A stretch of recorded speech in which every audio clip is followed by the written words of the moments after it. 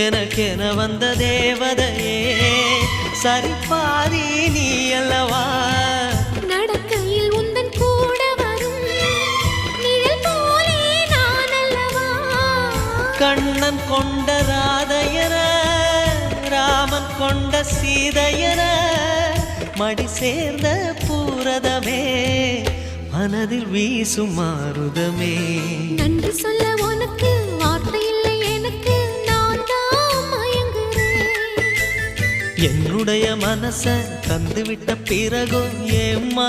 கலங்குற